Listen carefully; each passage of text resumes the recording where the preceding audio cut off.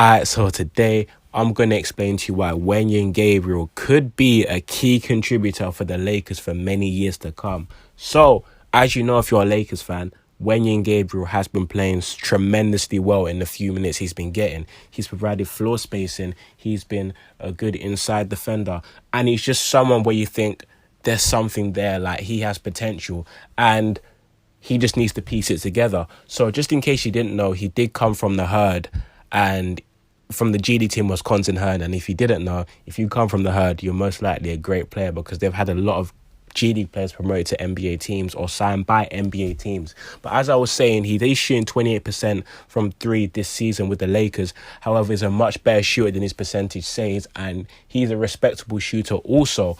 And he's just been very impressive in the minutes he's been getting.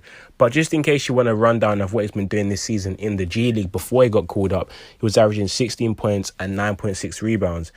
In his G League career overall, he has been shooting 37% from three, which is a very good number for someone that is 6'9", 6'10", because he's a floor spacing five.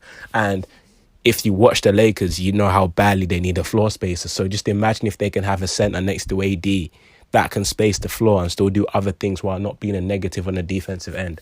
That's a recipe for success, if you ask me. And efficiency-wise, overall in his G League career, he's been shooting 49% from the field. And I know you can't really take much out of these stats because the G League and the NBA are two different animals, but there's just something there with Wenyen Gabriel.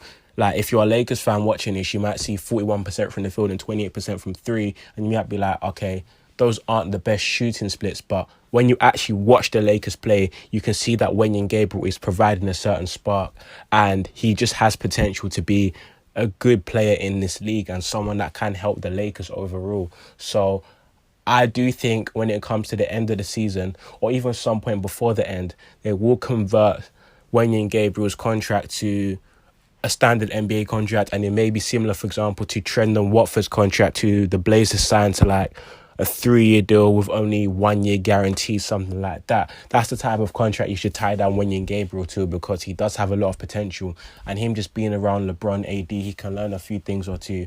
And like I said, he's a very young player as well. I believe he's only 22 years old, correct me if I'm wrong. So there's a lot of learning time there. And the center position for the Lakers has always been up in air because you don't really want AD playing the five all the time because of, injuries and stuff. And Dwight Howard, yeah, he's nice, but he's a backup center at this point in his career. DeAndre Jordan, yeah, he can stay in the trash, innit? Like, yeah, he's gone. But the point is, they've really had issues with the five position as of recent, and Wenyen Gabriel has shown the spark he has. That position could be his if he shows signs of further development and he taps into that potential that we all see he has. But let me know what you think about Wenyen Gabriel and the Lakers overall. I'm actually intrigued to see if I'm seeing what you man are seeing. You feel me? Like, am I just dragging it, or do you man see the potential Wenyen Gabriel has too? But yeah, that's all I got for this video, and yeah, I'm out.